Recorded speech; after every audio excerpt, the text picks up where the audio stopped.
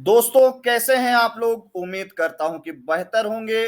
और आजादी के अमृत महोत्सव में आइए हम आजादी के 75वीं वर्षगांठ के अवसर पर, 75 वर्ष पूर्ण होने के अवसर पर, आज 1947 के पहले से भारत के झंडा गीत के रूप में मान्यता प्राप्त गीत के बारे में संपूर्ण इतिहास जानेंगे कि आखिर उसे कब पहली बार गाया गया, कब झंडा गीत के रूप में मान्यता प्राप्त हुई और आखिर ये लिखा किसने है।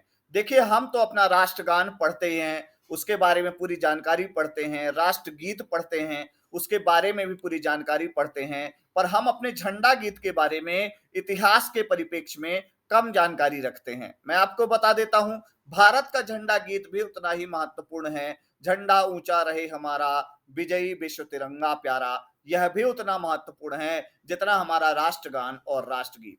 आगे मैं इसी सीरीज को आगे बढ़ाते हुए कल राष्ट्रगान और राष्ट्रगीत के इतिहास को भी मैं आपसे बिल्कुल शेयर करूंगा। आप बिल्कुल टेंशन ना लें। प्री पर्सपेक्टिव और मेंस पर्सपेक्टिव दोनों से भारत का झंडा गीत इंपॉर्टेंट है। और अगर आप व्यापम या अन्य किसी एग्जाम के बारे में पढ़ रहे हैं तो आपको भारत के झंडा गीत के इतिहास के बारे में पूरी जानकारी होनी चाहिए। और अगर आप हिंदी पढ़ रहे हैं वहां पर भी इनका नाम कई बार आता है। आइए स्टार्ट करते हैं। अपन बात करते हैं सबसे पहले भारत के झंडा गीत या ध्वज गीत। इसकी रचना किसने की थी? Who wrote the India's flag song? तो ध्यान रखिएगा, ध्वज गीत की रचना की थी श्यामलाल गुप्ता जी ने। श्यामलाल गुप्त जी को पार्षद के उपनाम से जाना जाता था। आप म्युनिसिपल पार्षद से इनकी तुलना मत करिएगा। श्यामलाल गुप्त पार्षद जी ने इसकी रचना की थी। 7 पद वाले इस गीत से, बात ध्यान रखिएगा, 7 पद वाले इस मूल गीत को, बेसिक इसमें कितने पेज थे? 7 पेज थे। और इस गीत को कांग्रेस ने 3 पद, 1, 6 व 7 को संशोधित करके ध्वज गीत के रूप में मान्यता दी। यह गीत न केवल राष्ट्रगीत घोषित हुआ बल्कि अनेक नौजवान और नौ युवतियों के लिए देश पर मर मिटने के लिए प्रेरणा का स्रोत भी बना। मतलब क्या हुआ? आजादी के, ध्यान रखिएगा, जब हम मेंस आंसर राइटिंग करते हैं तो हम स्वतंत्रता में योगदान पढ़ते हैं कि इंडियन इंडिपेंडेंस के अंदर कंट्रीब्यूशन किसका किसका है।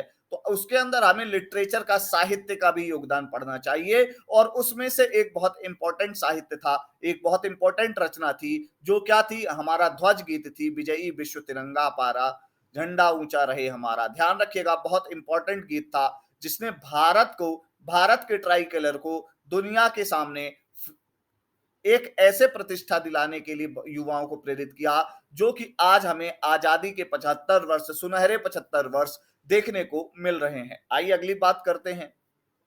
अगली बात यह है कि जलियांवाला बाग हत्याकांड की बरसी थी 13 अप्रैल 1924। कानपुर में हुए कांग्रेस के सम्मेलन में इसका पहली बार गायन हुआ और श्यामलाल गुप्ता ने यह प्रण लिया था कि जब तक आजादी नहीं मिलेगी वह नंगे पैर रहेंगे। आजादी मिलने के बाद भी वह मृत्यु तक नंगे पैर रहे। ऐसे थे हमारे श्यामलाल गुप्ता जी। मैं आपको बता देता हूं, श्यामलाल गुप्ता जी को पार्षद का उपनाम किसने दिया था? यह भी क्वेश्चन आपसे पूछा जा सकता है। तो आपको यह पता होना चाहिए कि श्यामलाल गुप्ता जी को पार्षद का उपनाम दिया था कस्तूरबा गांधी ने। किसने दिया था?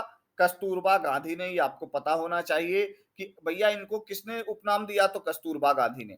अगली बात आपको यह भी पता होनी चाहिए कि ये गांधी जी 2 बार गणेश शंकर विद्यार्थी के साथ नरवली आए थे, तब गुप्त ने उनकी सेवा की और गणेश शंकर विद्यार्थी ने सेवक के उपनाम से इनको क्या संबोधित किया? ध्यान रखिएगा।